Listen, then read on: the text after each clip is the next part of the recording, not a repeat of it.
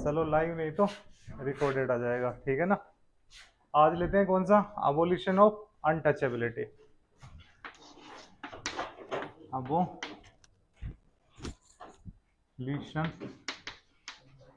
Of untouchability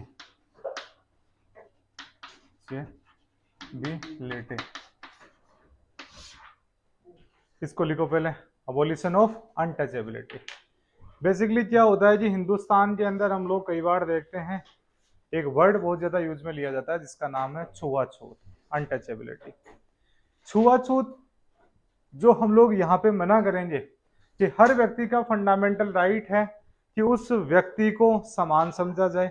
every person has a right to not discriminate, यानी हर किसी भी व्यक्ति के साथ में भेदभाव ना किया जाए, हर व्यक्ति को समान समझा जाए, और किसी भी व्यक्ति के साथ में अगर छुआछूत होती है तो वो एक कानूनी अपराध रहेगा। उससे रिलेटेड हमारे को एक फंडामेंटल राइट दिया गया है।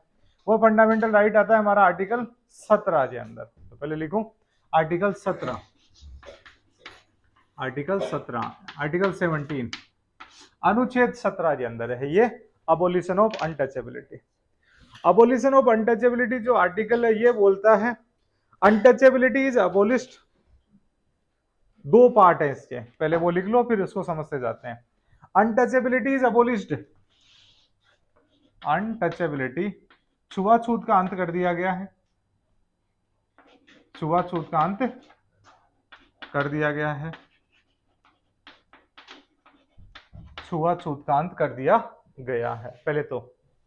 And it's practice in any form is forbidden, और इसकी किसी भी रूप में क्रिया वर्जित है। And it's practice is forbidden, practice is forbidden, किसी भी रूप में क्रिया या किसी भी रूप में इसको उपयोग में लाया जाना एक प्रकार से वर्जित कर्म है या निषेध है ये। तो ये दो चीजें आती है पहले तो। फिर आता है दूसरा पार्ट इसका, लिखो एक, पहले इसको समझे या दूसरा पार्ट लिखें, पहले लिखे लेते हैं। Untouchability shall be an offence, वर्जित और निषेध एक ही होता है, ठीक है ना। यहां थूकना वर्जित है, यहां थूकना निषेध है, ठीक है ना, फॉरबिडन है। Untouchability is an punishable offence, छुआछूत एक दंडनीय अपराध है। Untouchability is a punishable offence, punishable offence, छुआछूत एक दंडनीय अपराध है, छुआछूत एक दंडनीय अपराध है। ये तीन बातें इस आर्टिकल के अंदर मेनली आती है। आर्टिकल 17 लाया गया है to establish equality in the state, समाज के अंदर समता स्थापित करने के लिए, भेदभावों का अंत करने के लिए, टू अबोलिश द डिस्क्रिमिनेशन और establishment of the equality in the state, यानी राज्य के अंदर समता स्थापित की जाए, भेदभावों का अंत किया जाए, इसी के लिए आर्टिकल 17 लाया गया है। हिंदुस्तान के अंदर जो पुराना जमाना था उस जमाने के अंदर लोगों के साथ में जाति आधारित भेदभाव हुआ करता था। There was a caste basis discrimination in India. कुछ जातियों को हम लोग हमारी सामाजिक हायरार्की में नीचे रखते थे, जैसे ये होती है सोशल हायरार्की, सामाजिक पद सोपान। इस पद सोपान के अंदर कुछ जातियों को यहाँ पे टॉप पे रखा जाता, कुछ को मिडल में रखा जाता, कुछ को नीचे रख दिया जाता था। जिन जातियों को इस पद सोपान, इस हायरार्की में नीचे रखा जाता, उनको एक्सक्लूड कर दिया जाता। दिक्कत तब आती, सामाजिक पद सोपान के अंदर एक तो नीचे रखा जाना मतलब automatically it is a type of discrimination. समता है या असमानता है? असमानता है। उसके बाद में कुछ जातियों की एक लाइन खींच दी जाती। इन लाइन खींचने के बाद में इन जातियों के साथ में अनटचेबिलिटी की जाती, छुआछूत किया जाता कि आप ये पर्टिकुलर जो जातियां हैं इन ऊपर वाली जातियों के टच नहीं होगी, या ऊपर वाली जो जातियां हैं इन जातियों को दूर ही रखेगी। ये जो फॉर्म था हिंदुस्तान के अंदर, इसको छुआछूत का फॉर्म माना जाता है। छुआछूत का ये मतलब नहीं है हिंदुस्तान के अंदर कि तू नाचे नहीं आया तो तेरे कि मैं छुआछूत कर रहा हूं, कि दूर रहे, कोई गंदा हो के आ गया तो उसके साथ में छुआछूत की जा रही है, वो छुआछूत नहीं मानी जाएगी हिंदुस्तान में। ये कौन सा सेंट लगा के आए हो, दूर रहे यहां से, वो छुआछूत नहीं मानी जाएगी। पुरुष और महिला की छुआछूत नहीं मानी जाएगी। यहाँ पे छुआछूत वह रहेगी जो हमारे एंशियंट टाइम से जाति आधारित एक प्रथा डेवलप हुई थी, उसको हिंदुस्तान के अंदर अनटचेबिलिटी माना जाएगा। अब यहाँ पे आपने हायरार्की स्थापित कर दी। हायरार्की स्थापित करने के बाद में इन जातियों को ऊपर रख दिया। इन जातियों के बीच में क्या होता, छुआछूत किस आधारों पर की जाती? एक तो आपका भोजन, भोजन को लेके कि कुछ जातियां आपस के अंदर भोजन करेगी। बेसिकली जो जाति का कॉन्सेप्ट होता है उसके अंदर जाति आपस के अंदर खाने का एक व्यवहार रखती है। जब कभी भी स्वामणी होती है तो जाति वालों को बुलाया जाता है कि खोड़े के हनुमान जी में स्वामणी है, तो आप फला जाति के लोग होते हैं वो ज्यादा होते हैं वहां पे, ठीक है। खान और पान, वाटर ड्रिंकिंग को लेके भी यहाँ पे छुआछूत की जाती है। तो इस पद सोपान या इस हायरार्की से लाइन से नीचे वाली जातियां होती, उनके साथ में खाने का पीने का सोपान नहीं रखा जाता, यहां तक भी ठीक है। उसके बाद में कह दिया जाता अगर तुम टच हो गए, हमारे टच हो गए तो हम अशुद्ध हो गए। टच होते ही इंप्योरिटी आ जाती। तो इस प्रकार से ये धीरे धीरे जो लेवल था स्टार्ट के अंदर ये शुरू होता है आपके खाने से लेके, फिर पीने से लेके, फिर छुआछूत के लेवल तक पहुंच गया। छुआछूत के लेवल तक पहुंचने के बाद में ये छाया के लेवल तक भी पहुंच गया कि जो इस पद सोपान से नीचे की जाति है उस जाति की अगर छाया भी पड़ गई मतलब आप अशुद्ध हो गए। तो व्यक्ति को पुराने जमाने में एक ऐसी व्यवस्था आ गई थी, जब एंशिएंट इंडिया पढ़े घंटा लेके घूमना पड़ता था कि हम आ रहे हैं, आप अपने घरों के अंदर बढ़ जाइए, अदरवाइज यहाँ पे आप अशुद्ध हो जाओगे। आप आगे चल रहे हो, पीछे आपके बुआरी झाड़ू बांध दी जाएगी, वो झाड़ू लटकती चलेगी, आप जहां जहां पे आपके पैर पड़े हैं वो पैर साफ कर दिए जाएंगे। कई जगहों पे थी, पूरे हिंदुस्तान में हम लोग इसको क्लियरिटी के साथ नहीं कह सकते। कुछ जगहों पे ये एक्सट्रीम फॉर्म के अंदर पहुंच गई थी, वहां पे मानव को मानव नहीं समझा जाता था। ये एक इनह्यूमैनिटेरियन बिहेवियर था, एक अमानवीय व्यवहार था कि जहां पे हम लोग गाय को, घोड़े को, हाथी को, भैंस को, कुत्ते को, इनको तो हम लोग अपने साथ में रख रहे हैं, हमारे घर में जगह दे दी, बकरी को जगह दे दी, लेकिन जो मानव है दूसरे उनको हम लोगों ने बस्ती से बाहर ही कर दिया कि आपकी जो बस्ती रहेगी नदी के पार रहेगी, आप वहीं पे रहिए, आप मीट खा सकते हैं, आप जो भी जो मरे हुए जानवर है उनका मांस खा के ही अपना जीवन गुजारा कर सकते हैं, या हमारे घर का जो बचा कुचा खाना है वो खा के ही आप लोग गुजारा कर सकते हो। तो it was the highest form of discrimination. ये एक भेदभाव की उच्च स्तर पहुंच चुका था। उच्च स्तर पहुंच चुका तो इस समाज के अंदर विभेद आना लाजमी था। तो क्या कोई व्यक्ति ऐसे समाज के अंदर रहना पसंद करेगा जिस समाज के अंदर इस स्तर तक भेदभाव होता है? नहीं रहना पसंद करेगा। तो हमारा जब संविधान बनाया जाता है, eight the time of the formation of the constitution, such things or such practices were considered and they were abolished। तो हमारे संविधान निर्माताओं ने इन प्रैक्टिसेस को देखा, पूरे हिंदुस्तान के लोग वहां पे थे, राजा महाराजाओं के प्रतिनिधि थे, कुछ लोग चुने हुए लोग थे, उन्होंने इसको देखा। देखने के बाद उन्होंने कहा कि इस इतनी डेरोगेटरी जो प्रैक्टिस है इसको खत्म किया जाना चाहिए। तो उन्होंने यहाँ पे हिंदुस्तान के अंदर क्या कर दिया, अनटचेबिलिटीज अबोलिश्ड नाम से आर्टिकल 17 बनाया गया, ताकि लोगों के बीच में समता स्थापित की जा सके, समानता स्थापित की जा सके, कि किसी भी व्यक्ति को जातिगत आधार पे आप डिस्क्रिमिनेट नहीं करोगे। उसके लिए तो हम लोगों ने आर्टिकल 15 ऑलरेडी बना दिया था, आर्टिकल 16 के अंदर बना रखा है, आर्टिकल 15 में बना रखा है, किसी व्यक्ति को दुकान में चढ़ने से, किसी व्यक्ति को स्नानागार या बाथिंग प्लेसेस का उपयोग करने से, पब्लिक इंटरटेनमेंट की जगह पे जाने से, पब्लिक रेस्टोरेंट में जाने से मना नहीं किया जाएगा। फिर आर्टिकल 17 की क्यों जरूरत पड़ी? आर्टिकल 17 की इसलिए जरूरत पड़ी कि आप जो अनटचेबिलिटी करते हो कि तू मेरे टच हो गया, वो टच होना ही अपने आप में अबोलिश्ड है। कोई व्यक्ति कहीं पे भी चलता हुआ टच हो सकता है। अब आप मॉडर्नाइजेशन का जमाना था, जनसंख्या ज्यादा बढ़ चुकी है, पहले जनसंख्या इतनी ज्यादा नहीं थी तो लोग दूर दूर रहा करते थे, मेरी ढाणी उधर है, चेतन की ढाणी इधर है, कोवाल की ढाणी इधर है, इसकी अबे आईपीएस की इस साइड के अंदर ढाणी है। तो अलग अलग जगहों पे अलग अलग ढाणियां हुआ करती थी, तो हम लोग वैसे ही दूर दूर है। जैसे जैसे क्या बनता है, ट्रांसपोर्ट सिस्टम बढ़ता जाता है, पॉपुलेशन बढ़ती जाती है, मनोरंजन के नए नए साधन आते हैं, हमारी पॉपुलेशन बढ़ती जाती है। पॉपुलेशन बढ़ती जाती है तो हम लोग एक दूसरे के टच होंगे, रेलवे में सफर करेंगे तो टच होंगे, बस में चलेंगे तो टच होंगे, फिल्म देखने जाएंगे तो टच होंगे, क्लास में बैठेंगे तो थोड़ा सा इधर सरक, कैसे किया जाएगा? तो वहां पे टच होना लाजमी बात है, कोई बड़ी चीज नहीं रहेगी। अगर ऐसी कंडीशन के अंदर कुछ जातियों को हमारे द्वारा कह दिया जाए कि यू आर अनटचेबल, और उसके बाद में उस जाति से रिलेटेड कोई व्यक्ति हो, उसको कहा जाए कि आप क्लास के बाहर खड़े रहिए, ठीक है, नो पियोन नो वाटर।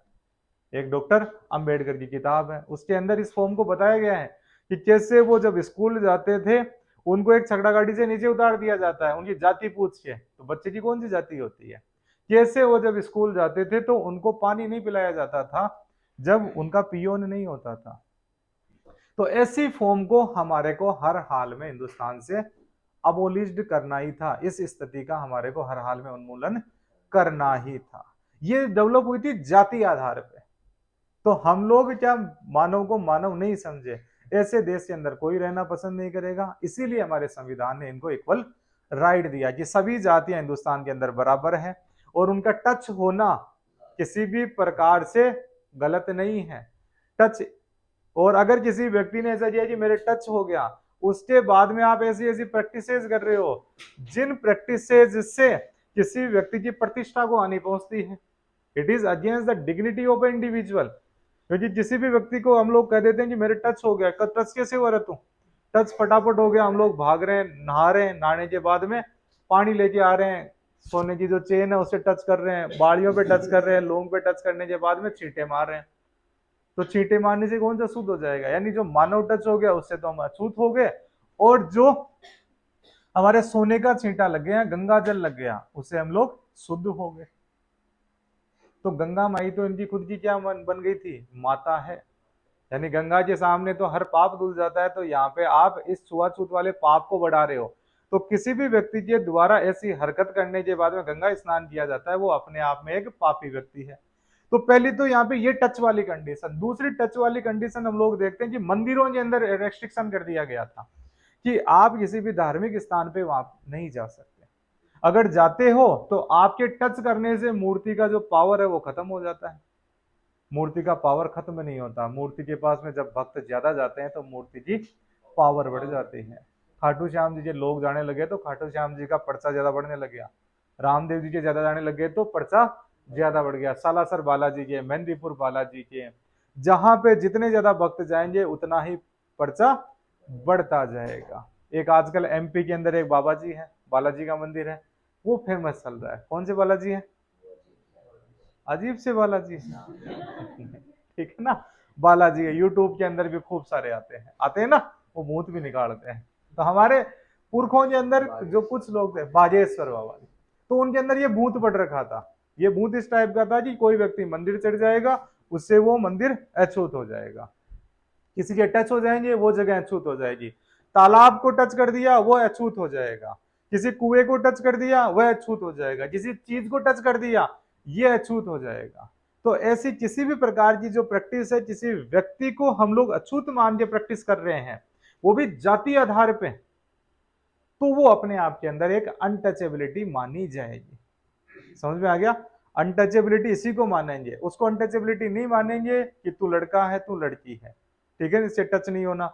दूसरा उसको नहीं मानेंगे तू नाचे नहीं आया तू नाचे आया, ये सेंट कैसे लगा के आया, तू कीचड़ के अंदर हो गया, मेरे टच नहीं हो, दूर हो थोड़ा सा, उसको अनटचेबिलिटी नहीं मानेंगे। कुछ व्यक्ति हैं जो शमशान के अंदर जाके आए, दाह संस्कार के अंदर जाके आए, वो रहते हैं दूर रो मेरे से, एक बार मैं नहा लेता हूँ, वो अनटचेबिलिटी नहीं है, उस अनटचेबिलिटी नहीं मानेंगे। समझ में आ गया?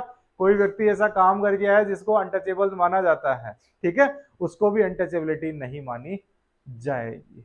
अनटचेबिलिटी वह रहेगी जो हमारे इतिहास से लगातार एक प्रैक्टिस थी, जो जाति आधारित किसी वर्ग को अलग किया करती थी। हम लोग दो दोस्त हैं, दो दोस्तों ने एक दूसरे का नाम नहीं पूछा, तब तक हम लोग बेहतर दोस्त हैं। फिर हम लोग नाम पूछते हैं कि तेरा नाम क्या? जी मेरा नाम ए, दूसरे का नाम बी, दोनों के नाम ये हो गए। उसके बारे में हम लोग पूछते हैं आगे, ठीक है, 5-7 दिन से हम लोग मेस में बढ़िया खाना खा रहे थे साथ के अंदर, कोई दिक्कत हमारे साथ में नहीं थी, बढ़िया घूम रहे हैं, बढ़िया फिल्म देख रहे हैं, सारे आनंद। ल तेरा भी, तू भी लट आइसक्रीम खा ली, मेरे को भी दे दे, ल खिला, ल मैं तेरे को खिला। एक दिन हम लोगों ने पूछ लिया, ये हम लोगों ने तो नहीं पूछा, हमारे कोई घर से आया उसने पूछा नाम कहीं डबड़ थरो, तो उन्होंने कहा कि साहब मेरा नाम ए। आगे आगे उसने वो जाति नाम बता दिया जो जाति किसी भी कंडीशन के आधार के अंदर अनटचेबिलिटी समझी जाती है।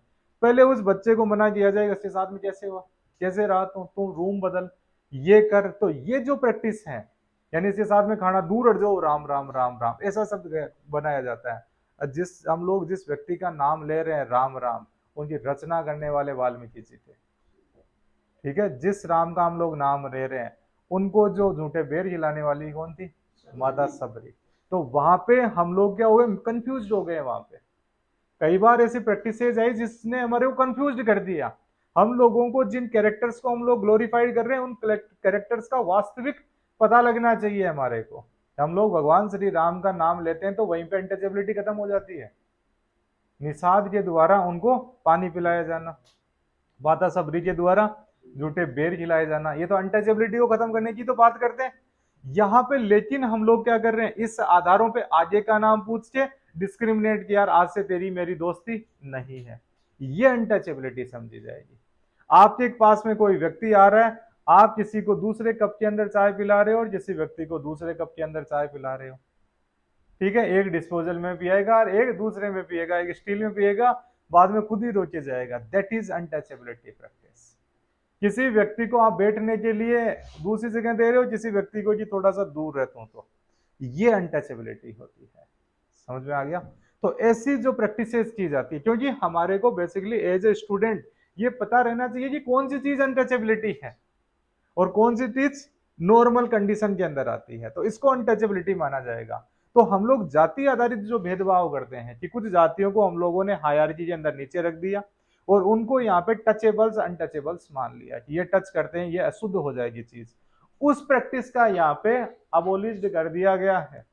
जैसे एक मूवी है दशरथ मांझी, उस दशरथ मांझी की जो मूवी है उसके अंदर नवाजुद्दीन सिद्दीकी है, वो पटना चले जाते हैं, गांव आ रहे होते हैं, बढ़िया लाल कुर्ता और सफेद पैंट, नए जूते, सेंट, चश्मा लगा के एकदम बस के ऊपर बैठे, वहां पे अखबार पढ़ लेते हैं। उस अखबार के अंदर आता है अबोलिशन ऑफ अनटचेबिलिटी, अस्पृश्यता का अंत कर दिया गया है। अपने गांव के चबूतरे में जाते हैं जहाँ पे गट्टे पे अपने आदमी बैठे रहते हैं, गाँव का मेन अड्डा कौन सा, गट्टा, वहां पे गट्टे पे जाने के बाद में सीधा वहां के जो मुखिया जी है उनके दोग देते हैं, और मुखिया जी का बेटा होता है पंकज त्रिपाठी, उनसे गले मिलते हैं। गले मिलने के बाद में जो मुखिया कहते हैं तिग्मांशु धूलिया, अरे बबुआ तुम्हें पहचाना नहीं, तुम कौन हो, थोड़ी सी नजर, अरे हमें नहीं पहचाना, हम तो दशरथ मांझी। दशरथ मांझी जैसे ये बात बोलते हैं, दशरथ मांझी के जूते पड़ते हैं, तो मेरे टच कैसे हुआ। समझ में आ गया, वो अनटचेबिलिटी है। आ गया समझ में कि अनटचेबिलिटी बेसिकली होती क्या है। तो ये प्रैक्टिस क्या करती है, व्यक्ति की प्रतिष्ठा को खत्म करती है, व्यक्ति का जो डिग्निटी है उस डिग्निटी को खत्म करती है। तो हमारे संविधान की ये जिम्मेदारी थी, संविधान के जितने भी निर्माता लोग थे 399 लोग, वो सभी इस पे एक राय थे कि अनटचेबिलिटी खत्म होनी चाहिए। हिंदुस्तान का हर व्यक्ति आज एक राय है कि अनटचेबिलिटी खत्म होनी चाहिए, क्योंकि अनटचेबिलिटी का शिकार कोई भी व्यक्ति हो सकता है। अनटचेबिलिटी के शिकारी हिंदुस्तान के अंदर कुछ जातियां कुछ जातियों को बनाया करती थी। जब हिंदुस्तान के अंदर अंग्रेज आते हैं तो अंग्रेजों ने सभी को अनटचेबल्स बना दिया हिंदुस्तान में। तब हिंदुस्तानियों को दुख पता चला कि अनटचेबिलिटी होती क्या है। Dogs and Indians are not allowed, Chinese and Indians are not allowed. जब डिब्बों के बाहर, रेस्टोरेंट के बाहर ये चीज लिखा करती थी, तब व्यक्ति को पता लगता है कि अनटचेबिलिटी होती क्या है। और व्यक्ति की जब अंदर से गरिमा गिरती है, जब व्यक्ति की मानवता खत्म होती है, मेन इश्यू होता है कि मानवता खत्म हो जाती है, वहां पे ये दिक्कतें होना स्टार्ट हो जाती है, व्यक्ति अंदर से जलने लग जाता है। देन हमारे को ऐसी डेरोगेटरी प्रैक्टिसेस को हर हाल में खत्म करना जरूरी हो जाता है, और वैसा ही हमारे संविधान ने किया। Got it. तो हमारे को ये पता लगना चाहिए कि अनटचेबिलिटी है क्या, बेसिकली पता लग गया। तो पहला क्या हुआ, अनटचेबिलिटी इज अबोलिश्ड। हिंदुस्तान से अनटचेबिलिटी का अबोलिशन कर दिया गया है, यहाँ पे छुआछूत का अंत कर दिया गया है। कई बार इसको मिसकंफ्यूज होकर हम लोग समझ लेते हैं कि ये जातिवाद है। जातिवाद इज डिफरेंट थिंग। जाति के यानी किसी भी जाति के द्वारा अपनी जाति को श्रेष्ठ समझा जाना, considering self caste at the highest order and considering other caste as their competitor, that is casteism. वह जातिवाद होता है। जातिवाद अलग चीज है, छुआछूत अलग चीज है। जातिवाद का अंत नहीं हुआ है यहाँ पे छुआछूत का अंत होता है। जातिवाद भी एक गलत चीज है, जाति सही चीज है, जातिवाद गलत चीज है, वो हम लोग सोशियोलॉजी में देखेंगे कि क्या उसका कॉन्सेप्ट रहता है। अब यहाँ पे सेकेंड फॉर्म है practice is forbidden. On the date of commencement of the constitution, the practice of untouchability is forbidden। Hindustan के अंदर ये जो प्रैक्टिस है इसको प्रतिबंधित कर दिया गया है, इसका निषेध कर दिया गया है, इसे वर्जित कर दिया गया है। और अगर कोई व्यक्ति ये करता हुआ पाया गया, then he shall be liable for the punishment as per the law of the land। यानी वहां पे अलग अलग कानून बनाए जाएंगे, उन कानूनों के तहत उस व्यक्ति को पनिश किया जाएगा, दंडित किया जाएगा। यानी तीन बातें इसमें अपने को याद रखनी है अबोलिशन ऑफ अनटचेबिलिटी में। पहली बात, अनटचेबिलिटी इज अबोलिश्ड, छुआछूत का उन्मूलन कर दिया गया है, खत्म कहानी। दूसरी बात क्या याद रखनी है, दिस प्रैक्टिस इज फॉरबिडन, यह जो गतिविधि है, ये प्रैक्टिस है, ये वर्जित है। और अगर कोई व्यक्ति पाया जाता है तो वो पनिशेबल ऑफेंस है, उसको दंडित किया जाएगा। ये बोलते हैं दंड नायक का राज। लातों के भूत बातों से नहीं मानते। तो कई बार तो क्या होता है कि व्यक्ति को समझाया जाता है। समझाने के लिए तो ये बात है कि अबोलिशन ऑफ अनटचेबिलिटी। फिर दूसरा थोड़ा सा जोर से कि आंखें दिखाई जाती है, प्रैक्टिस इज फॉरबिडन। जब भी नहीं माना जाता उसके बाद में दंड नायक का काम स्टार्ट होता है, मतलब मजिस्ट्रेट का काम स्टार्ट होता है। That is punishable offence as per the law. ये अनटचेबिलिटी से रिलेटेड आर्टिकल 70। अब इसके बारे में थोड़ा सा ये लिख दो, लिखो अनटचेबिलिटी है क्या, छुआछूत, वो लिखो कि छुआछूत है क्या। कई बार हमारे सामने बड़ा सवाल आता है, तब हमारे को छुआछूत को एक्सप्लेन करना होगा, क्योंकि हम लोगों को पता होता है लेकिन एक्सप्लेन नहीं कर पाते, दिक्कत एक्सप्लेनेशन की होती है। देखो, untouchability is not in literal or grammatical sense। untouchability here is not in literal or grammatical sense। यहां छुआछूत से तात्पर्य साहित्यिक व व्याकरणीय भाव से नहीं है। यहां छुआछूत से तात्पर्य साहित्यिक व व्याकरणीय भाव से नहीं है।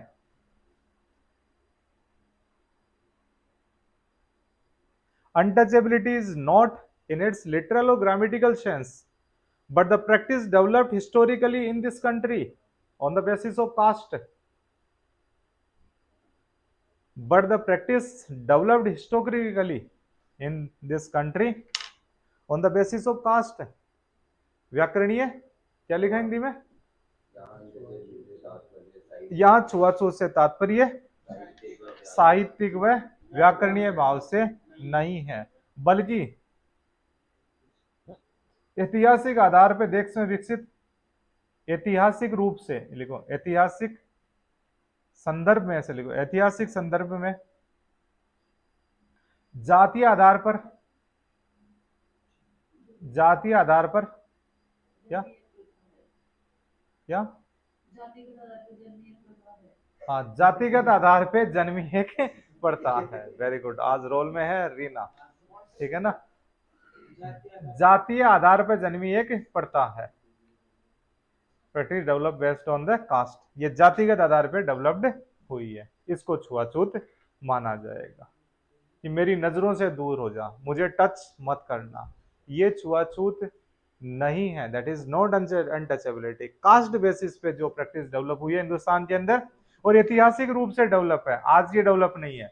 अब चेतनगीर दिवेशी बनना बंद हो जाए, मेरी नजरों से दूर हो जा, मुझे टच मत करना, दूर रहे यहाँ से, ठीक है, ये कोई छुआछूत नहीं है। यहाँ पे जातिगत भाव जब आ जाता है वो छुआछूत हो जाती है। और समझ में आ गया, दिपेश से समझ में आ जाता है फटाफट, ठीक है। तो इस प्रैक्टिस से हमेशा खुद को अवेयर रखना है और मानव को मानव समझना होता है। हम लोग जब मानवतावाद पढ़ेंगे तब ये प्रैक्टिस काम में आती है बहुत ज्यादा। अब यहाँ पे हम लोगों ने देख लिया कि इस अनटचेबिलिटी की जरूरत क्यों पड़ी, क्योंकि ऑलरेडी जो भेदभाव था, भेदभाव तो हम लोगों ने आर्टिकल 15 में खत्म कर दिया था। लिखो, absence of discrimination on the basis of caste was covered under article 15। लिखो, भेदभाव का, जातीय आधार पर भेदभाव का अभाव अनुच्छेद 15 में वर्णित है। Absence of discrimination are covered under article 15। कि आपको किसी दुकान में जाने से रोका जाता है तो आर्टिकल 15 आएगा या 17 आएगा? आर्टिकल 15 आएगा, जाति आधारित पे रोका जाता है। अगर आपको किसी भी पब्लिक बात स्थान पे रोका जाता है जाति आधार पे, कौन सा आर्टिकल? 15 रहेगा। सिनेमा हॉल में जाने से रोकता है, आर्टिकल 15 रहेगा। याद रहेगा कि नहीं रहेगा? लेकिन आपको अगर कोई व्यक्ति जाति सूचक शब्दों से, कुछ जाति सूचक शब्द होते हैं उनसे आपको कहा जाता है किसी व्यक्ति के द्वारा, वो अनटचेबिलिटी समझी जाएगी कि आप पर्टिकुलर इस जाति के हो तो आपका ये संबोधन यानी गलत तरीके से डेरोगेटरी संबोधन है, तो वो अनटचेबिलिटी समझी जाएगी। Got it? उसके अलावा आपके साथ में मंदिरों में से चढ़ने से रोका जाएगा, पब्लिक मंदिरों पे से, जैसे मंदिर पे हम लोग यहाँ पे मंदिर वाली बात वहां पे आर्टिकल 15 में नहीं लिखी गई है। टेम्पल्स लिखे हुए नहीं लिखे हुए हैं, होटल्स लिखे हुए हैं, शॉप्स लिखी हुई है, पब्लिक एंटरटेनमेंट प्लेसेस लिखे गए हैं, सार्वजनिक समागम के स्थान लिखे गए हैं, वो अनटचेबिलिटी रहेगी। टच हो के गड़बड़ करता है, मेरे टच क्यों हुआ, वो अनटचेबिलिटी समझ में आएगी। ठीक है, ये अनटचेबिलिटी से संबंधित था। सरकार ने इससे संबंधित कुछ कानून भी बनाए हैं, लिखो। इस को खत्म करने के लिए सरकार ने कुछ कानून भी बनाए हैं, लिखो। Certain laws by the government, कुछ पेनल स्टेप्स लिए हैं, दंडनीय अपराध भी बनाए हैं। एक तो लिखो protection of civil rights act 1955, नागरिक अधिकारों का संरक्षण अधिनियम 1955, protection of civil rights, protection of civil rights act 1955, नागरिक अधिकारों का संरक्षण अधिनियम 1955। दूसरा SC/ST एक्ट 1989, SC/ST एक्ट, नाम सुना है कई बार ये, 1989, ये दो एक्ट बना दिए गए। और भी खूब सारे एक्ट बनाए गए, इनको धीरे धीरे देखेंगे अलग अलग। अब नेक्स्ट लिखो, ये article 17 complete. Article 18, abolition of titles, उपाधियों का अंत। Abolition of titles, abolition of titles, उपाधियों का अंत। अबोलिशन ऑफ टाइटल्स, उपाधियों का अंत। हिंदुस्तान में उपाधियों का अंत कर दिया गया। उपाधियों का अंत का ये मतलब होता है there is no privilege class in India, किसी भी विशेषाधिकार प्राप्त क्लास का अंत कर दिया गया है। देख, पहले ये चीज लिखते चलो। टाइटल का मतलब क्या होता है, पहले टाइटल को समझो। Title is a sign of privilege और डिस्टिंक्शन और अ प्रोफेशन। देखो क्या होता है टाइटल का मतलब, उपाधि का मतलब। टाइटल साइन ऑफ प्रिविलेज, इसके अलावा डिस्टिंक्शन और प्रोफेशन।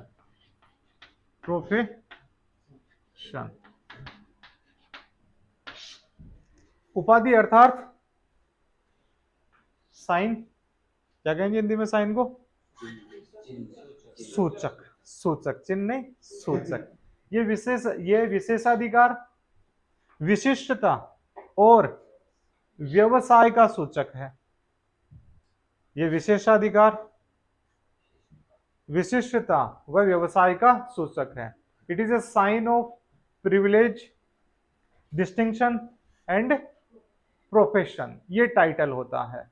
अब इस टाइटल का अंत कर दिया गया है। अब देखो यहाँ पे प्रिविलेज क्लासेस का ये मतलब हुआ करता था किसी व्यक्ति के कुछ टाइटल लगा दिया जाएगा, वो टाइटल लगाने के बाद में ऑटोमेटिकली उसका कहीं पे भी जाएंगे उसको कुछ प्रिविलेज रहेंगे। प्रिविलेज का मतलब उनकी कुर्सी अलग तरीके से लगाई जाएगी, उनको समाज में अलग दर्जा मिलेगा, उनको अलग रहने का स्थान मिलेगा, अलग अलग टाइप की चीजें की जाएगी उनके साथ के अंदर, वो प्रिविलेज क्लास आ जाएगी। प्रिविलेज का मतलब जैसे किसी व्यक्ति के साथ में हम लोगों ने टाइटल लगा दिया सर, जैसे सर टॉमस रो, ये किसी के साथ में लॉर्ड लगा दिया, लॉर्ड माउंट बेटन, किसी के साथ में लगा दिया राय बहादुर, किसी के साथ में लगा दिया केसरी हिंद, महाराजा धीराज या महाराजा राजा, अलग अलग जो उपाधियां थी इन सभी वो उपाधि नहीं है।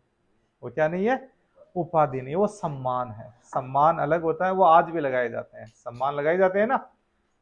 तो ये उपाधियों का अंत कर दिया गया हिंदुस्तान में। दूसरे होते हैं डिस्टिंक्शंस, विशिष्टता लगाई जाती है किसी के साथ में, ये विशिष्ट तरीके के लोग हैं। डिस्टिंक्शन, जैसे हमारे क्लास में डिस्टिंक्शन लगती है, कई लोग बोलते हैं मेरे ग्रेस लगी है और कई बोलते हैं मेरे डिस्टिंक्शन लगी है, हमारे ए प्लस लगी है। वैसे इस समाज में किसी व्यक्ति के साथ में डिस्टिंक्शन लगा दिया जाता था, तो वो डिस्टिंक्शन जो क्लासेज रहती थी वो और लोगों से थोड़ी सी अलग हो गई, प्रिविलेज क्लासेज और लोगों से थोड़ी सी अलग हो गई। तो यहाँ पे डिस्टिंक्शन और प्रिविलेज से समाज के अंदर भेदभाव को जन्म मिलता था, यहाँ पे डिस्क्रिमिनेशन का जन्म होता था, यहाँ पर इनइक्वालिटी का जन्म होता था, असमानता का जन्म होता था। हिंदुस्तान का जब संविधान बनाया गया तो संविधान निर्माताओं ने यह डिसाइड किया कि यहाँ पे किसी प्रकार के टाइटल्स नहीं रहेंगे। हिंदुस्तान के संविधान बनकर लागू होने के बाद में सभी प्रकार के जो टाइटल्स हैं उनका अबोलिशन कर दिया जाएगा, उनका अंत कर दिया जाएगा। लेकिन उन्होंने दो चीजें यहाँ पे जारी रखी। उन्होंने कहा जो प्रोफेशनल डिग्रीज हैं या जो प्रोफेशनल टाइटल्स हैं दे शैल बी कैरी ऑन। तो आज भी हमारे जो प्रोफेशनल टाइटल्स हैं वो कैरी ऑन है। दूसरी चीज इनसे रिलेटेड वो ये बात है कि इन जो ये टाइटल्स हैं इनको आप अपने नाम के प्रीफिक्स के रूप में नाम के आगे नहीं लगा सकते। जैसे कि सर कुलदीप शेखावत, लॉर्ड रोहित गोवाल, ठीक है, राय बहादुर चेतन, ठीक है, केसर हिंद यशवर्धन, ऐसे टाइटल्स नहीं लगा सकते हैं हम लोग। नाम के आगे नहीं लगा सकते। नाम के आगे लगाएंगे मतलब ये क्या होंगे, थोड़ी सी डिस्टिंक्ट क्लास हो गए हैं, महाराजा धीराज रीना, ठीक है, ये हम लोगों ने टाइटल लगाए, मतलब क्या हो गया है, हम लोग अलग ही क्लास आ गए हैं। तो यहाँ पे टाइटल्स को हटाया जाएगा आपके नाम के आगे से। मन में आप लगा सकते हो, आपका नाम निकाल सकते हो, नाम निकाल सकते हैं, नाम लगाते हैं लोग खुद का नाम, क्या नाम है तुम्हारा, महाराजा, ये महाराजा की कहानी। नाम क्या है तुम्हारा, किंग, कॉल मी किंग, ठीक है ना, प्रिंस, नाम लगाते हैं, what is your name, my name is Prince, कोई डॉन लिख देता है, कॉल मी डॉन, सर थोड़ा शरीफ सा लगता है। अलग अलग व्यक्ति अपना नाम वो प्रीफिक्स के रूप में उपयोग में नहीं ले सकते, बाकी नाम निकाल सकते हैं खुद का, राय बहादुर निकाल लो, केसर हिंद निकाल लो, उसमें कोई दिक्कत नहीं है, नाम के आगे नहीं लगा सकते। और लगा लो तो कोई दिक्कत नहीं है, आपको प्रिविलेज नहीं दिया जाएगा, कि लगा भी रखे हो ना तो प्रिविलेज नहीं रहेगा यहाँ पे। इसका टाइटल्स का एबोलिशन कर दिया गया है। अब बात एक साथ में ये भी आती है कि राजे महाराजा थे उस जमाने के अंदर, क्या उनके नाम एकदम से हटा दिए गए, नहीं, उनके साथ में उन्होंने क्या इंस्ट्रूमेंट ऑफ एक्सेशन साइन किया था भारत विलय के दौरान। At the time of merger they sign the instrument of accession. तो वहां पे उन राजे महाराजाओं को वहां पे पूर्व का दर्जा दिया गया अष्टवाइल रूलर के रूप में। उनके जो टाइटल्स थे वो मेंटेन रखे गए कि पूर्व महाराजा लग जाएगा इनके साथ में, पूर्व राज परिवार का सदस्य लग जाएगा। उनके टाइटल्स एकदम से खत्म नहीं किए गए, उनको प्रीवी पर्स दिया जाता था, जो कि later on 26 constitution amendment act के द्वारा खत्म किया गया था। लेकिन उनको जो प्रिविलेज मिलेंगे राजा महाराजाओं को, उनके लिए अलग से आर्टिकल रहेगा। वो कॉमन जनता के बीच में डिस्क्रिमिनेशन नहीं होगा, एक आम व्यक्ति एक राजा दोनों बराबर कर दिए गए थे। यहाँ पर राजा महाराजाओं ने अपना राज छोड़ा बिना कोई लड़ाई झगड़े के, तो उनके लिए अलग से आर्टिकल्स बनाए गए थे, अलग से उनके लिए प्रीवी पर्स की घोषणाएं की गई थी, उनको अलग से प्रिविलेज दिए गए थे, वो अलग आर्टिकल्स के अंदर आ जाता है, ठीक है। फिर हम लोगों ने ये बातें देख ली, फिर कहा कि अब प्रोफेशन के अंदर हम लोग जाएंगे, पढ़ाई करेगा व्यक्ति तो चाहता है मेरे नाम के आगे डॉक्टर लगे, मेरे नाम के आगे टीआर लगे, मेरे नाम के आगे डीआर लगे, DR doctor, ER engineer, TR teacher, major लगे, कर्नल लगे, ब्रिगेडियर लगे, ब्रिगेडियर प्रताप, यहाँ brigadier Bhavani Singh, very good, ठीक है ना। आइए, जैसे ऐसी पर्सनालिटी है, याद करने लायक पर्सनालिटी है जयपुर से, ठीक है, brigadier Suryaveer Singh, brigadier Pratap, brigadier जिसके नाम लगेगा वो अपने आप में बड़ी पर्सनालिटी रहेगी, फिल्मों में रहती है, तो वो नाम हम लोग लगा सकते हैं। तो ये लिखो आगे, military and academic distinctions are exempt from this prohibition. Military and academic distinctions, military and academic distinctions are exempted from this prohibition. Are exempted from this prohibition. शैक्षणिक व सैन्य विशिष्टताओं को इस प्रावधान से अलग रखा गया है। शैक्षणिक व सैन्य विशिष्टताओं को इस प्रावधान से अलग रखा गया है। यानी किसी व्यक्ति ने शैक्षणिक उपाधि पाई है, बताओ शैक्षणिक उपाधियां कौन सी? पीएचडी, डॉक्टर करके बन जाते हैं डॉक्टर, पीएचडी करके डॉक्टर बन जाते हैं, एमबीबीएस करके भी डॉक्टर बन जाते हैं। तो लोग लगाते हैं बकायदा पूरे प्राउड से लगाते हैं डॉक्टर, ठीक है। ईआर इंजीनियर, टीआर टीचर लगा देते हैं, लगा देते हैं। इसके अलावा बहुत सारी जैसे वकील लगा देते हैं, एडवोकेट, एडीवी, वकीलों को जैसे पीछे छोड़ दिया हम लोगों ने, एडी, सीए लगा देते हैं, लगाते हैं ना सीए, पीआरओएफ प्रोफेसर लगाते हैं, खुद के नाम क्या प्राउडली लगाते हैं। इसका वर्जन नहीं किया गया, सब लोग लगा सकते हैं। इसके अलावा ये तो हो गई हमारी शैक्षणिक शैक्षणिक डिग्रियां हम लोगों ने पढ़ाई करके पाई है। इससे क्या फायदा मिलेगा? लोगों को मोटिवेशन मिलेगा कि मेरे नाम की आज डॉक्टर लगना चाहिए, तो मैं नीट क्लियर करूंगा। चेतन जान लगा देगा नीट क्लियर करने के लिए, ठीक है ना। कि डॉक्टर लगेगा, इधर से फोन आ रहा है, इधर आ रेला है, इधर जा रेला है, अभी वेस्ट इंडीज से फोन आया है, तो डॉक्टर लगाने के लिए हम लोग जान लगा देते हैं कि मेरे नाम की आज ईआर लगना चाहिए। आईआईटी बॉम्बे मिले मुझे, आईआईटी दिल्ली मिले, रुड़की, खड़गपुर, अलग अलग आईआईटीज मिले। टीआर रिट के लिए जान लगा रखी है कि टीआर लग जाए, ठीक है ना।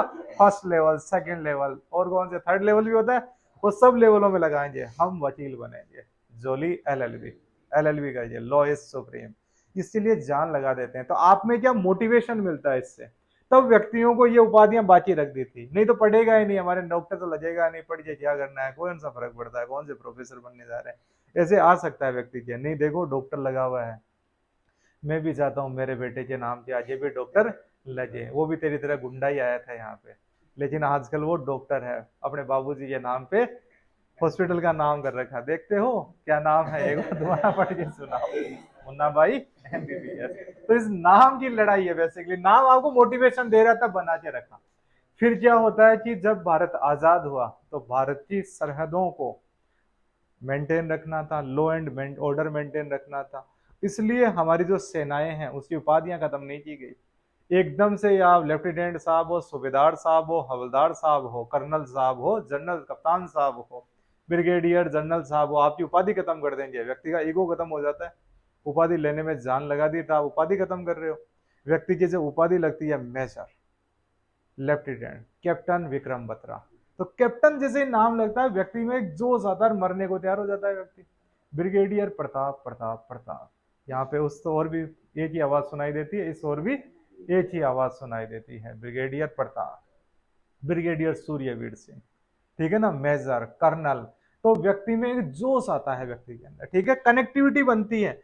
व्यक्ति बेसिकली व्यक्ति के रूप में नहीं जी रहा होता, उस टाइम में कप्तान साहब के रूप में जी रहा होता है वो, उस टाइम में सूबेदार साहब के रूप में जी रहा होता है वो। जेसीओ है, हम सूबेदार हैं, सूबेदार मेजर हैं।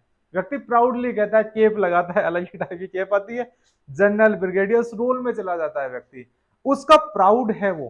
तो उस प्राउड को मेंटेन रखने के लिए इंडिया के अंदर संविधान सभा में ये डिस्कशन हुए थे, इस प्राउड को हम लोग खत्म नहीं कर सकते। और व्यक्ति वहां पे अपनी जान सेक्रीफाइस करने के लिए काम कर रहा था, पूरा जीवन, पूरी जवानी खपा देता है वहां पे। उस टाइटल को हम लोग एकदम से थोड़ी छीन लेंगे। तो जो मिलिट्री टाइटल्स है उनको भी कैरी ऑन रखा जाना चाहिए। कमांडोर, ठीक है, commodore, admiral, vice chief, vice air marshal, air chief marshal, ये कंटिन्यू रहते हैं। सीडीएस, तो जो भी मिलिट्री उपाधियां रहेगी वो कंटिन्यू रहेगी।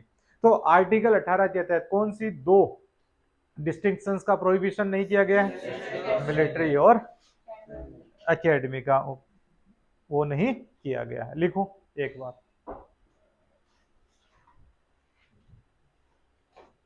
उपाधियों को व्यक्ति के नाम के आगे और पीछे नहीं लगाया जा सकता। इनको तो लगा सकते हैं दो को, उपाधियों को व्यक्ति के नाम के आगे और पीछे नहीं लगाया जा सकता। Titles could not be used as suffix or prefix to the names of our, to the names, to the names। अब इससे रिलेटेड अब क्या होता है कि ये तो थे टाइटल, अब हिंदुस्तान के अंदर कुछ सम्मान भी दिए जाते हैं। क्या दिए जाते हैं? सम्मान दिए जाते हैं। नाम सुना होगा, भारत रत्न, पद्म विभूषण, पद्म भूषण, पद्म श्री। हिंदुस्तान के अंदर 4 सिविलियन अवार्ड दिए जाते हैं, लिखो अलग से इसको, ये आर्टिकल 16 में नहीं है। आर्टिकल 18 का एक पॉइंट और लिख लो, पहले उसको लिखा देता हूं। अगर कोई विदेशी नागरिक भारत में लाभ के पद पर है, अगर कोई विदेशी नागरिक भारत में लाभ के पद पर है और विदेश से कोई वो उपाधि लेता है तो पहले राष्ट्रपति की अनुमति आवश्यक है। इफ एनी फॉरेन सिविलियन या personnel, if any foreign personnel working in India on the office of profit is working in India on the office of profit,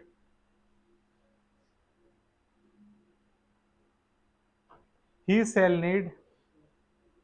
need permission of president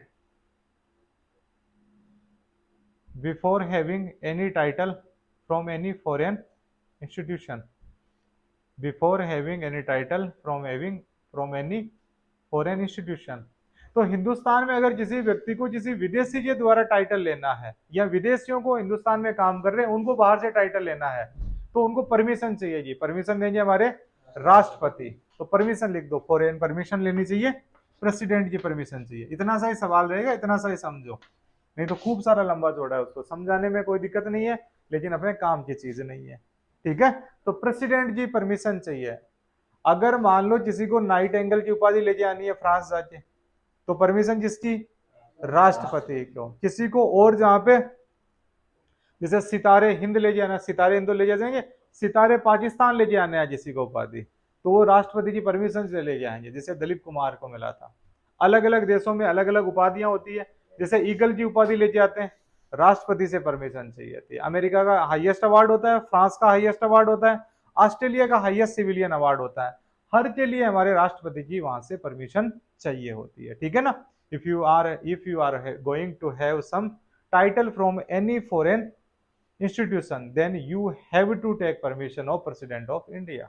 तो राष्ट्रपति की परमिशन चाहिए होगी। Simple सा सवाल रहेगा, टिक कर देंगे। अब लिखो नागरिक सम्मान, सिविलियन परमिशन लेनी होती है, ऐसे नहीं ले सकते, पहले राष्ट्रपति से परमिशन लेनी पड़ती है। वो भारत रत्न है, अभी है, वहां का अलग कानून है। हम हमारे कानून की बात करते हैं, किसकी बात करते हैं? हमारे कानून की बात करते हैं। नेल्सन मंडेला खुद ही राष्ट्रपति थे, खुद लेने जाए तो भी परमिशन लेनी पड़ती है, एक प्रक्रिया चलती है, वो प्रक्रिया प्रोसीजर फॉलो होना हर हाल में जरूरी होता है, ठीक है। लिखो सिविलियन अवार्ड्स, थोड़ा सा यहीं पे कर लेते हैं, ये आर्टिकल 18 में नहीं है, लेकिन सिविलियन अवार्ड्स लिखो। नागरिक सम्मान, भारत में 4 नागरिक सम्मान है, लिख लो। भारत रत्न, भारत रत्न, क्या रतन टाटा को भारत रत्न मिला हुआ है? नहीं मिला। फिर पद्म, पद्मा विभूषण, विभूषण, फिर पद्म भूषण, एक भूषण भैया फेमस चल रहे हैं आजकल, कौन सी सीरीज से? टी सीरीज से, वो अलग है, भूषण कुमार है वो, ठीक है, पंचायत वाले भूषण भैया, ठीक है, विनोद, ठीक है। मुझे एक फिक्स तारीख बताओ, नहीं याद में दा कर लूंगा। वो भूषण भैया, एक्टिंग आई है, जैसे पंचायत सीरीज है, नई नई जो सीरीजें आई है उनके अंदर हमारे को एक्टिंग देखने को मिलती है लोगों की। विनोद जी एक अलग ही टाइप की एक्टिंग है का, बकरी चोरी वाले अलग भैया है, भूषण भैया अलग है। पंचायत देखना, देखने लायक कुछ सीरीजें रहती है, वो पंचायत रहती है। तो वापिस आ जाओ, भारत रत्न, पद्म विभूषण, पद्म भूषण और पद्म श्री, 4 सिविलियन अवार्ड हैं। ये शुरू हुए थे 1954 में, स्टार्टेड फ्रॉम 1954। हमारे प्रधानमंत्री कौन है 1954 में? पंडित जवाहरलाल नेहरू, चाचा नेहरू, हमारे चाचा नेहरू, बाल दिवस के चाचा। बाद के अंदर आते हैं 1977 का जमाना आता है, 1977 के अंदर हिंदुस्तान से सरकार बदलती है, कांग्रेस का राज जाता है, जनता पार्टी की सरकार आती है और मोरारजी देसाई प्रधानमंत्री बनने में सफल हो जाते हैं। उनका जन्म से ही लक्ष्य था जी एक दिन भारत का प्रधानमंत्री बनूंगा, ठीक है। तो प्रधानमंत्री बनने के अंदर सफल हो जाते हैं 1977 के अंदर, जनता पार्टी सरकार बनती है। जैसे ही प्रधानमंत्री बनते हैं वो बहुत सारे अलग अलग फैसले लेते हैं, तो उन्होंने नागरिक सम्मानों को भी खत्म कर दिया था। लिखो अबोलिश्ड इन 1977। ये चारों नागरिक सम्मान 1977 में खत्म कर दिए गए थे, अबोलिश्ड इन 1977। इन मोरारजी देसाई प्रधानमंत्री बनते हैं, बाद में चौधरी चरण सिंह प्रधानमंत्री बनते हैं। बाद के अंदर चौधरी चरण सिंह को संजय गांधी ने कांग्रेस से सपोर्ट दिलवा दिया था, फिर संजय गांधी के द्वारा सपोर्ट वापस खींच लिया जाता है, सरकार गिर जाती है, वापस चुनाव होते हैं और वापस आती है iron lady of India, that is Indira Gandhi. जैसे इंदिरा गांधी आते हैं पहले देखते हैं कि हमारे सम्मान कहां पर है, सम्मान कहां पे, चालू करो सम्मान को वापस। और 1980 के अंदर वापस ये नागरिक सम्मान शुरू हो जाते हैं। 1980 दोबारा शुरुआत अब होती है, इस टाइम खत्म हो गए, वापस शुरू हो जाते हैं। So they are continuous since 1988. There was a break of 3 years during the year of 1977 to 1980. 1977 से 80 के बीच में इसमें ब्रेक रहा था, उसके बाद में ये अनवरत रूप से जारी है। अब किसी व्यक्ति को पद्मश्री, पद्म भूषण, पद्म विभूषण, भारत रत्न दिया जाता है तो वो व्यक्ति अपने नाम के आगे लगा सकता है, नाम के पीछे लगा सकता, खुद नहीं लगा सकता। भारतीय नागरिक एक सम्मान देने के लिए लगा देते हैं कि Bharat Ratna APJ Abdul Kalam Azad, Bharat Ratna Nelson Mandela लगा देते हैं, पद्मश्री फला फला व्यक्ति शिवांशु, ठीक है ना, अगर इनको मिल जाए तो। और आजकल हर व्यक्ति को मिल सकता है जो भी थोड़ा सा सामाजिक काम करता है, क्योंकि अब कौन से अवार्ड मिलते हैं, पीपुल्स पद्म, कौन से अवार्ड होते हैं, पीपुल्स पद्म। जब पद्मश्री मिलते हैं आजकल तो अलग ही टाइप का नजारा रहता है राष्ट्रपति भवन का।